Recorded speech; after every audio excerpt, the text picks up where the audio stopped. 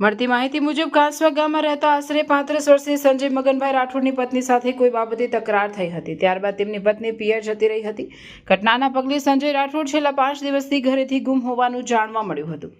આ દરમિયાન રવિવારે કાંસવા ગામની સીમ વિસ્તારમાં એક વ્યક્તિનો ઝાડ સાથે ફાંસો ખાધેલી હાલતમાં અને વિકૃત સ્થિતિમાં મૃતદેહ જોવા મળતા સ્થાનિકોમાં ભયનો માહોલ ફેલાયો હતો. બનાવ અંગે સ્થાનિકોએ ભરૂચ તાલુકા પોલીસને જાણ કરતા પોલીસ કાફલો તાત્કાલિક ઘટનાસ્થળે દોડી આવ્યો હતો.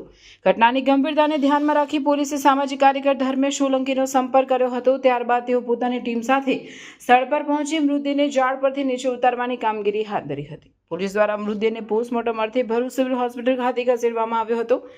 તપાસ દરમિયાન મૃતકની ઓળખ કાંસવા ગામના સંજય મગનભાઈ રાઠોડ તરીકે થઈ હતી. હાલ ભરૂચ તાલુકા પોલીસે અકસ્માત મોતનો ગુનો નોંધી સમગ્ર મામલે વધુ તપાસ શરૂ કરી છે. ભરૂચના કાંસવા ગામ ખાતે એક ઝાડીઓની વચ્ચે એક પુરુષનો ડિકમ્પોઝ હાલતમાં ગળે ફાંસો ખાયેલી હાલતમાં મૃતદેહ ગામજનોને જોવાતા ગામજનોએ ભરૂચ તાલુકા પોલીસ સ્ટેશનને જાણ કરેલ. ત્યારબાદ ભરૂચ તાલુકા પોલીસ સ્ટેશન દ્વારા સામાજિક કાર્યકર ધર્મેશ સોલંકી મને જાણ કરવામાં આવેલ. હું અને મારી ટીમ અહીં સ્થળ પર આવીને જોતા એક ડિકમ્પોઝ હાલતમાં પુરુષની મૃતદેહ ઝાડ સાથે લટકતી હાલતમાં જોવા મળેલ.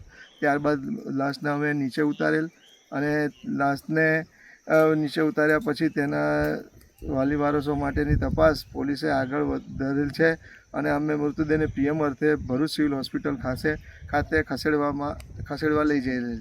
ભરૂચના ફેમસ ડોક્ટર પ્રકાશ સેજવાણીની હોસ્પિટલને 40 વર્ષ પૂરા થયા છે. ડોક્ટર પ્રકાશ સેજવાણી માત્ર એક નામ નથી પણ એક વિશ્વાસ છે.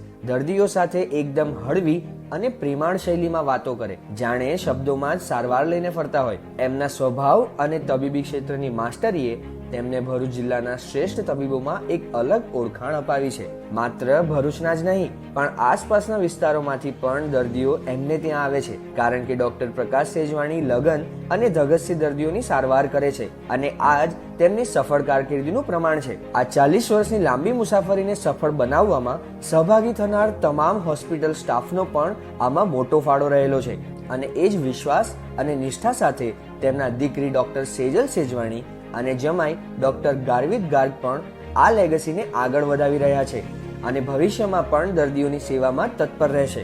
ડોક્ટર સેજવાણીના હોસ્પિટલ આશા નર્સિંગ હોમમાં diabetics, thyroid, BP, heart, kidney, liver જેવા ઘણા બધા રોગોનો ઇલાજ મોડર્ન ફેસિલિટી સાથે કરવામાં આવે છે અને અહીંયા echo, TMT, PFT, ECG, x-ray, laboratory checkup અને એડમિટ થવા જેવી